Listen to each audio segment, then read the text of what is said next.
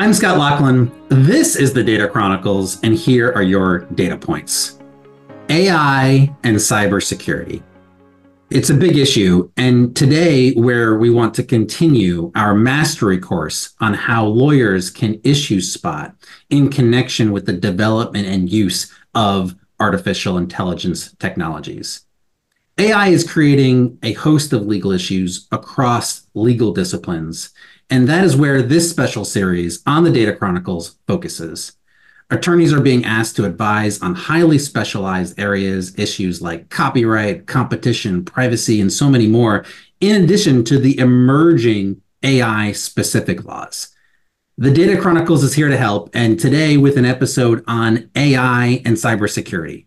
This area is raising a host of questions. Is AI a cyber weapon? Is AI a new cyber defense? Is AI itself the source of new cybersecurity concerns and vulnerabilities? There's really so much here. And to discuss, I've invited two of my cybersecurity partners, Joke Bodewits in our Netherlands office and Nathan Salminen in the US.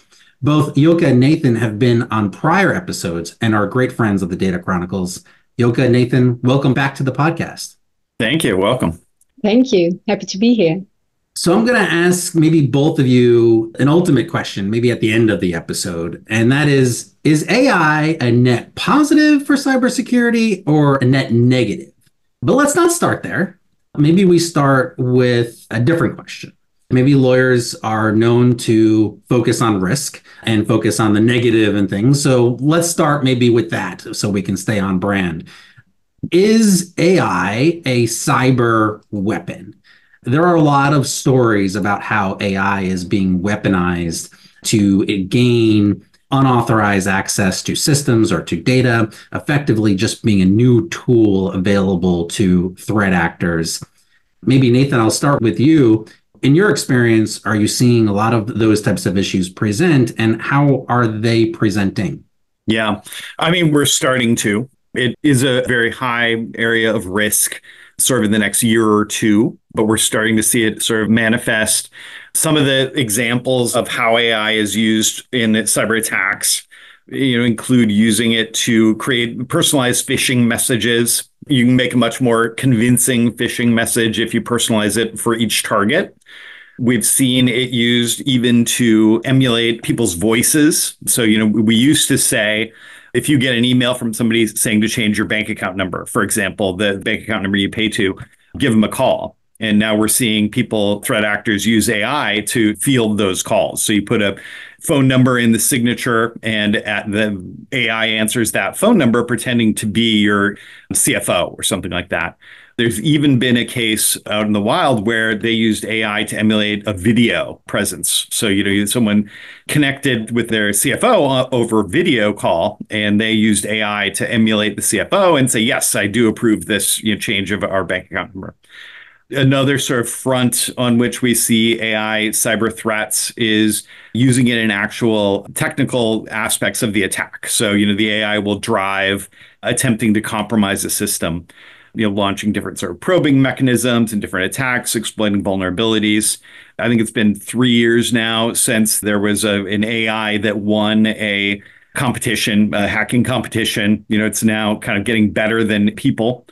And, on both of these fronts, what really makes AI scary is its scalability. Like all companies have cybersecurity vulnerabilities. One of the things that sort of kept the world safe in that situation is that there's only so many threat actors out there. It takes an individual a great deal of time to look around through different companies and identify different vulnerabilities and exploit them.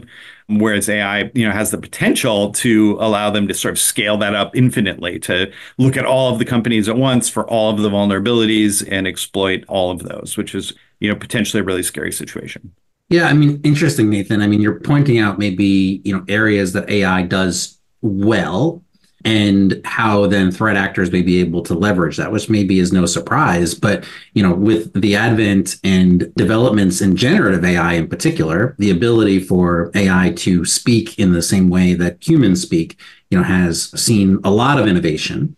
And as a result, probably we can expect that threat actors increasingly will use those technologies to overcome perhaps some of the limitations they had when they were communicating with downstream victims. And, oftentimes when we see a spear phishing campaign and it's not written in English, or it's using references that are completely out of date, immediately your hair on the back of your neck goes up. Okay, well, this is somebody who is clearly just trying to pretend to be somebody else, and thus I'm not going to click on that link.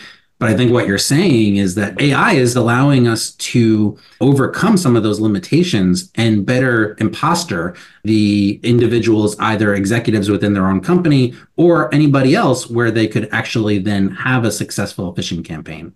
Yeah, I think that's right. A lot of it is, one of the big limitations on social engineering has always been, as you sort of note, the language factor. It's difficult to convincingly, communicate in a language that isn't your own. And AI can solve that. But the other aspect of it is that it can make spear phishing that's more personalized. If you send a blast email, to 10,000 people that's an identical message for all 10,000, odds are it won't really quite fit. It won't be expected by many of those people. Whereas if you have an individualized message, so you have an AI that's, looked at that person's LinkedIn, Googled, searched everything that's available about them on the internet, there's a much higher probability that, they can figure out exactly what they're interested in. And then the other thing that AI does really well is processing large amounts of information, right? Doing all of those voluminous tasks that humans can certainly do, but it would take them a very long period of time and effectively be inefficient. They can't do it at scale, or they can't do it very quickly. And it sounds like that's the other angle where threat actors can be able to leverage the power of AI to exploit cyber vulnerabilities. Absolutely right. Yep. I'm interested, Ilka, what you're seeing from a perspective of how AI may be used as a cyber threat.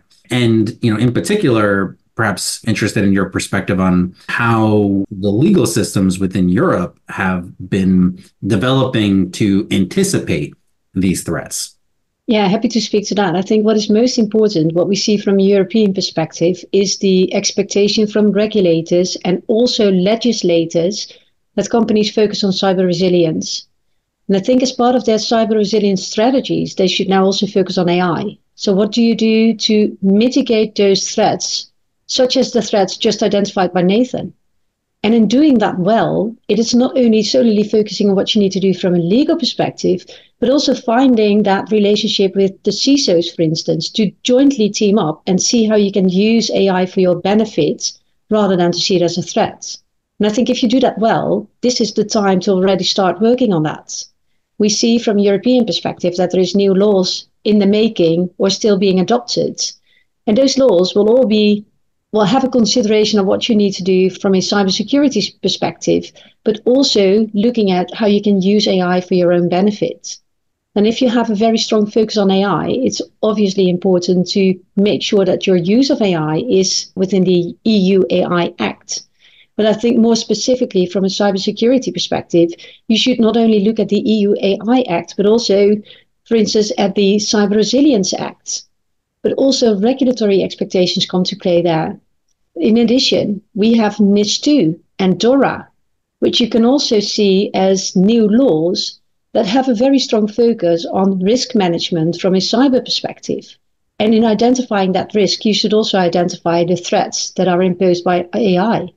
Ilka, that's really interesting. And I'm interested to hear a little bit more about how European legislators and regulators are approaching these issues, because I think a dynamic, Nathan, that well in the United States is that we've often historically had more flexible approaches to cybersecurity compliance and allowing organizations to deploy the types of tools that are appropriate within their environment, or that they determine reasonable and appropriate based on the risks that they are facing. That's starting to shift to become maybe more prescriptive, especially in specific industries, of saying you need to have multi-factor, you need to have encryption, that kind of thing. How is an issue as complex as artificial intelligence and the cybersecurity concerns that AI may create being addressed within these legal frameworks that you were describing? Yeah, so I don't think there is a very strong focus on AI in these legal frameworks in Europe, except for obviously the AI Act. But I think the main reason for that is that AI is something legislators are considering now as being important, and not so much a few years ago when these laws were developed, such as NIS2 directive or DORA. They were both discussed, debated, and ultimately, well, lobbied for in the time that AI was not so much of a hot topic as it is today. So in my view, it is quite logical that there is no explicit reference to AI in those laws, but there will be an expectation from regulators if they start reviewing those laws in relation to certain activities of certain companies. And then I think it will depend on the type of industry that you work in and that you're active in, what kind of expectations regulators set on the basis of those laws. What we see now is that there is a very strong focus of regulators for cybersecurity in the context of personal data breaches. But that will also open up because all these new laws require cybersecurity notification obligations and readiness obligations for different data flows or different industries than solely when you protect or process personal data. I mean, it's a really, good and important point, Joke, I think that you're making, and one I will just want to maybe pause on, because as you're saying, like, hey, there are all of these cybersecurity expectations and these cybersecurity standards that are being rolled out, but they're not really specific to AI. They're kind of generally applicable across the board. It's just that AI needs to be considered as part of all of the other cybersecurity risks that you're managing. And I think that is a theme that comes across all of this series around the application of these generally applicable standards and generally applicable requirements and how those are being tested as you deploy artificial intelligence, how you develop artificial intelligence, and how artificial intelligence may create new risks that need to be managed, addressed, and ultimately attempted to be contained within your generally applicable compliance or risk management strategy. Well, yeah, and I think it's both. I think it is the threat as well as the opportunity. So both should be considered as part of your threat analysis and as part of your risk management processes. So yep. I don't think it's only posing the risk that you need to identify. I think it's seeing the opportunities, using the opportunities to enhance your security posture. I think that's equally important. Right. Like, in other words, there may be, maybe not now, but at some point, an expectation that as part of a reasonable and appropriate security program, that organizations are using artificial intelligence to try to defend against these new threats. And I want to get to there in a second, but before doing that, Nathan, interested in your perspective on the US legal dynamic, and in particular, how are laws either developing or frankly not developing to address some of the cybersecurity risks that may be created with artificial intelligence? Yeah. So, we don't yet have a AI specific cyber law in the US. There isn't even really one in the works that I'm aware of. But the regime in the US is largely based on the concept of reasonability. Many states have imposed obligations to maintain a reasonable cybersecurity program. Litigation often hinges on the reasonability of your cybersecurity program. And we're reaching a point where a cybersecurity program that does not contemplate the threats posed by AI might, be seen as less reasonable. Where, at present, it seems that AI is such an obvious cybersecurity threat, particularly AI-based social engineering, that a program would need to take that into account. And, there are various ways you can do that. I think phishing trainings need to be updated, for example. A lot of phishing trainings kind of are based on the sorts of factors that you used to be able to look for to determine that it was a phishing attack, such as broken English, those sorts of things that no longer are necessarily a component of phishing. So, in order to kind of maintain a reasonability, you're going to need to think through how you can update your safeguards. So those safeguards, as organizations are looking to deploy new cyber defenses, what kind of defenses are you seeing starting to come out to market? And how is that technology leveraging artificial intelligence to maybe try to get out ahead of existing cyber risks or maybe new AI-enabled cyber risks? Yeah. So on the social engineering front, it's always been kind of a losing battle in terms of sort of educating users. Companies are continuing to try and should continue to try to sort of train users to detect and not fall for social engineering attacks. But the reality is the attacks are getting better and better every day, particularly now with AI. And it's more and more difficult to depend on the user to detect them. So companies are sort of increasingly relying on technical measures to counter social engineering, blocking malicious URLs, having server-based mechanisms to detect social engineering. But ultimately, the only sort of counter to AI is going to be AI. The current tools are not great at detecting AI-based attacks. And ultimately, the scalability of our current safeguards is not going to keep up with AI. And so we're increasingly seeing AI being used as a defensive technique as well, where tools are using AI to try to detect threats. Sort of the core challenge in defensive cybersecurity has always been detecting that which is anomalous. So you see a particular user launch a PowerShell script, for example. That may be something that they do every morning when they launch, a tool that they use all the time. It might run a PowerShell script, and then another user may never run one.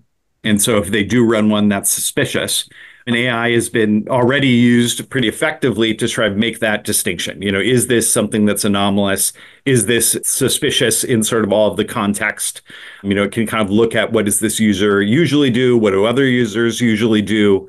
And then make a determination of whether there's an actual risk there. Yeah. I mean, if going back to where we started about what AI does well, it sounds like one of the things that it does is it looks at large amounts of data and then spots abnormalities in that data. And, where can you find the most relevant amount of data? I mean, my guess that that's probably going to be in the many, many logs that are created in connection with how individuals interact or how systems interact with systems, and then identifying either patterns or, importantly, abnormalities within those patterns, and then prompting some sort of alert. I mean, is that where a lot of the technology is now, is kind of trying to automate a lot of that, what could be large amounts of log reviews? Yeah, that's exactly right. Like anybody who's looked through logs to try to, determine whether there's a cybersecurity activity going on knows that there's a whole ton of information in there that sort of is ambiguous, that like could be malicious or could be non-malicious. It's very difficult to sort of draw that line. If you draw that line, too low, you get a bunch of false positives and the tool is always alerting you and you end up sort of getting the boy who cried wolf problem. If you set it too low, then cybersecurity threats can sort of progress without you catching them. It's very difficult to sort of figure out where to draw the line in sort of a traditional technology realm. AI is already being used in a number of tools that are browsing those logs to assess which things are a threat. And it's proven to be very effective. It's already helping us catch a lot of threats that we would not otherwise be able to catch. Yeah, interesting. Yoke, I'm interested in your perspective on the benefits that AI can create. And importantly, kind of maybe from your perspective, how European-based organizations can leverage those benefits. Because I think one of the issues that often presents in some of the technologies that Nathan was even describing is that can be perceived as employee monitoring, right? When you're actually looking at specific activities from an individual, understanding or having the technology understand what the daily habits of a specific person is, and then looking for changes to those and identifying whether that creates a cybersecurity threat. Obviously, from a European perspective, that may create other issues that have nothing to do with cyber. Yeah, no, that's spot on. So if from a European perspective, just as a basic rule, employees have a right to privacy at the workplace, which basically means that you can't monitor all the activities that they carry out during working hours, even though they do it on company devices. There is absolute strict limitations to that. In addition to that, you not only have employment laws that may prohibit this use of AI, for instance, but you also have works councils in Europe that sometimes have a right to consent to using certain technology before you can actually implement it. So from a European perspective, there is employment laws you need to consider, works council laws you need to consider, in addition to general data protection laws. The good thing is, our Engage page shows a beautiful oversight of employee considerations in relation to employee investigations that you can use as a very helpful starting point to help you navigate this challenging landscape, crossing all these various legal elements. So it sounds like it's possible, but lots of traps for the unwary. Well, ultimately, I think you can make it possible, but it very much depends on how you use AI. So if you would only use AI for endpoint detection, for instance, and not so much to see what the individual is actually doing, you have a much better story to tell and much better way to actually bring it in compliance with data protection laws. But there is always an important consideration of employment laws in Europe. And if you have a works council, you should definitely also consider works council obligations. It's important from a European perspective, sorry, just adding one more thing, because it is important to carry out a data protection impact assessment before you start implementing or using these technologies. In doing your data protection impact assessments, you will also identify where you may need to take an extra step to enhance your compliance with data protection laws, enhance your compliance with employment laws, and it will ultimately give you a very good overview, and it can help you demonstrate accountability.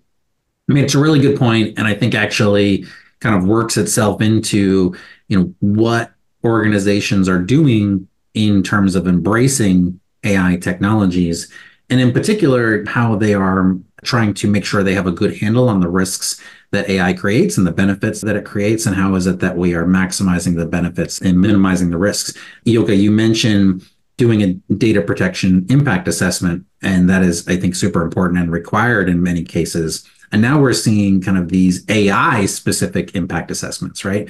Evaluating the AI itself to do the risk quantification or categorization that the EUA Act requires, or now the Colorado requires, and eventually other jurisdictions will also require. And from your perspective, how does cyber fit inside of those formal assessments? So I think the cyber could be, so cyber resilience, for instance, could be a purpose that you include as a reason that you want to implement these AI technologies. So I think it fits in quite naturally, because if you balance the interest that the company pursues versus the interest of the individuals or third parties that need to be balanced against, there is also a reason that, well, sometimes you can do certain activities because there is a processing purpose that requires these activities to be carried out. So I think cyber resilience is something that you can use as a starting point for that. There's one element I wanted to add, and we didn't explicitly discuss it yet, but cyber is also, so an AI tool in itself can also be subject to cyber risk. And that is, I think, also important to consider. And that, I think, is something you traditionally do in your AI impact assessment, but also in the way that you design your AI tool, is by making sure that the AI tool itself is cyber resilient. Because you don't want threat actors to have an impact on the tool itself, which may cause a different outcome than you expected initially. Yeah, I mean, interested, Nathan, in your perspective on that, because I think, Yoka, you're pointing out exactly the way that I think about it is AI can be used offensively by threat actors, can be used defensively by organizations who are looking to improve their overall cybersecurity risk posture.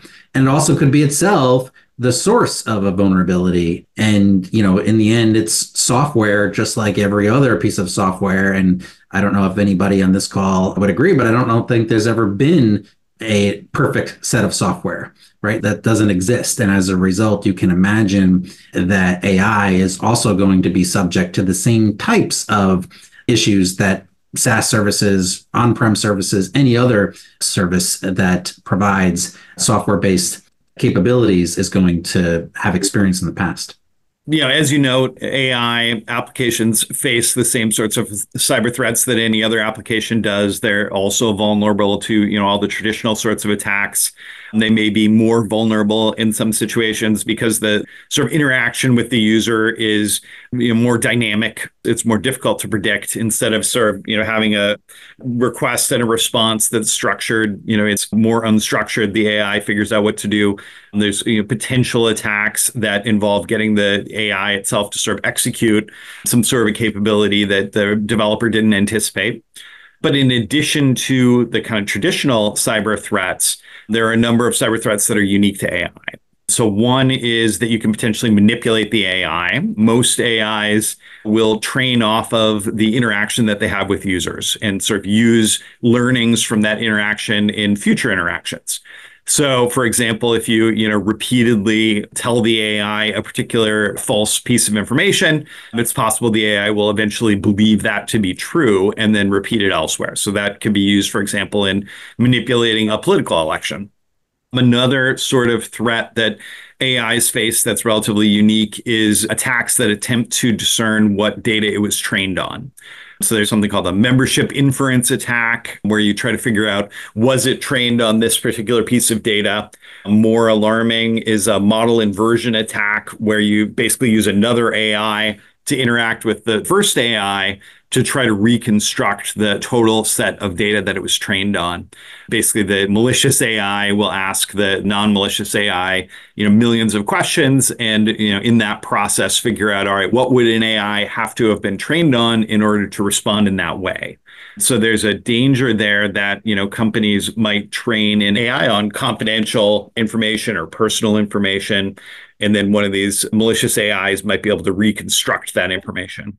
Sort of a third category of cyber threats against AI would be attempts to copy not the training data, but the model itself, to sort of figure out, how does this AI respond to different sorts of requests and emulate that. So I think everybody is familiar with a situation where you can ask an AI, a generative AI tool to, draft a particular comment in the style of William Shakespeare or something like that. AIs can also be trained to, emulate, instead of a historical figure, to emulate another AI. So there's a competitive race globally to develop generative AIs, and there's a threat that some of individual companies or countries might sort of leapfrog that process by copying other AIs. Really interesting. I mean, if I'm thinking about this right, so you have the traditional style of software vulnerabilities, that I think we've all been accustomed to. That's true for these tools, just like any other software. And then you have very specific and unique components just in the way that AI is designed to work that may be new security threats to the AI tools, just given their functionality and their use cases. Like you mentioned, the training data component. And it's almost like, if I'm understanding how you're describing this, it's like a reverse engineering threat. Like it's, reverse engineering, we think of that as like, okay, we're potentially violating IP, but in here we're reverse engineering in a way that would potentially indicate and reveal sensitive information, whether confidential information, personal information, or just other information that, organizations don't want out, including perhaps information relating to the underlying security infrastructure for an organization. Yep, that's absolutely right. I mean, you can envision a scenario where, a company trains an AI on medical records, for example, because it wants it to be able to help them diagnose different sorts of medical conditions. And, if someone is able to reverse engineer that to be able to spit out the medical records themselves, then you potentially have a pretty problematic situation. All right. So if I'm a listener to this and I'm kind of new to AI and cyber, I'm hearing, boy, like this is really a mixed bag of both risk and opportunity. And so perhaps maybe I will ask the question that I previewed at the start. Is AI a net cyber win, or is it a net cyber loss? Is it going to create more risk from a cybersecurity perspective, or is it going to create more benefits? Maybe Nathan, I'll ask you to start, and then Yoka, you to finish. It's a net loss in my view, at least at present. As is always the case in cyber, sort of the threat actors are a step ahead. They're quicker to embrace new technologies. They have, more sort of focus on cyber than the companies that get hit. And they're really heavily exploiting AI already. There are tools on the dark web that are readily available to, use AI for social engineering attacks, to use AI to develop different kinds of cyber attacks, to develop malware that's difficult to detect. And, from what we're seeing so far, the threat actors are making heavier use of it than the companies. And it so far is reducing the sort of, resilience of organizations more than it is improving it. That may change in the future. We may start to see, heavier use of AI defensively, but at present, I believe it to be a net negative. So it sounds like in the age-old dynamic between cops and robbers, you're betting on the robbers initially having the advantage with respect to AI rather than the cops. That's right. Yoka, interested in your perspective. Yeah, I would argue completely the opposite. I think there is a net win to AI for various reasons. I think, well, to start with, in terms of your resilience, I think AI will allow you for, I think, better options to become cyber resilient and to maintain a good posture for keeping your data safe and secure. And then I'm not only talking about personal data, I'm also talking about IP, how you can protect your IP and your trade secrets by having good monitoring about how that is being used within the organization. But I also think that in response to an incident, you can use AI for the benefits of your organization by using AI, for instance, to understand what you need to do from a regulatory perspective, but also what you need to do from an organizational perspective, from a contractual perspective. What we see nowadays is that if there is severe incidents, companies are just doing everything they can to help understand their legal posture following an incident. That includes regulatory obligations, contractual obligations, regulatory expectations, and all of that. I think you can use AI to help yourself out by doing an analysis of maybe 1,000 contracts to make sure that you understand where you have breach notification obligations and what you need to do and how you need to do that. That is saving so many hours of hardcore work that you otherwise need to do yourself. And I think if you use AI for that, it's going to be a net win. So I will argue for a net win.